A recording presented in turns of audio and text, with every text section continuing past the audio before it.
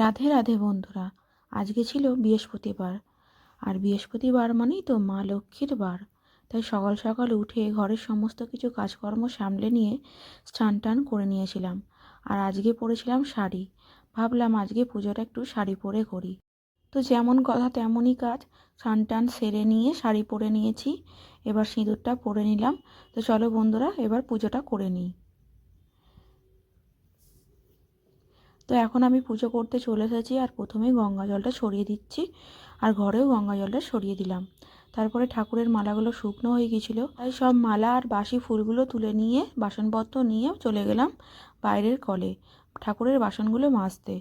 তো এখন আমি ঠাকুরের বাসনগুলো মাজতে চলে এলাম। তারপর ঠাকুরের বাসনগুলো কলের নিচে রেখে আমি মালাগুলো বালতির মধ্যে ফেলে দিতে চলে গেলাম।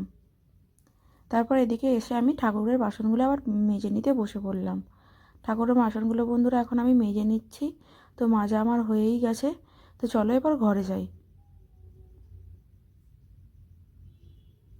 তো ঠাকুরের বাসনগুলো ধুয়ে নিয়ে ঘরে চলে এলাম। এবার এদিকে ঠাকুরের ফুল আর বাসন নিয়ে চলে এলাম ঠাকুর পুজো করতে। তো প্রথমেই লক্ষ্মীর ঘটে গঙ্গা জল দিয়ে আমেশ্বরে সিঁদুরের ফোঁটা পরিয়ে দিলাম। আর তারপর দেখছি ধূপও দেয়নি। তারপর আবার বাইরে চলে গেলাম, কিছু আমাদের এখানে ঘাস হয়েছিল, সেখান থেকে ধূপ তুলে নিয়ে এসে পুজোটা করে নিলাম। ঘট বসিয়ে ঠাকুরকে ফুলগুলো সাজিয়ে দিয়ে থালাগুলো একটা একটা করে সাজিয়ে নিলাম। তারপর জলের কাছে জল দিয়ে দিলাম। আর আজকে যেহেতু বৃহস্পতিবার, তাই প্রসাদ হিসাবে একটা কমলা লেবু আর একটু বাতাসা দিয়ে দিয়েছিলাম। আর এরপরে সলতে পাকিয়ে নিচ্ছি, তেল ঢেলে প্রদীপ জ্বেলে দিলাম। তারপরে ধূপ জ্বালিয়ে নিচ্ছি।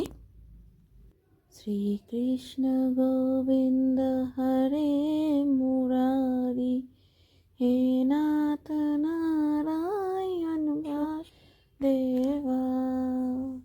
তো যখন আমি পুজো করি তখন মনে মনে ঠাকুরের আমি এই গানটাই আওড়াই আর হরে কৃষ্ণ জপ করতে থাকি।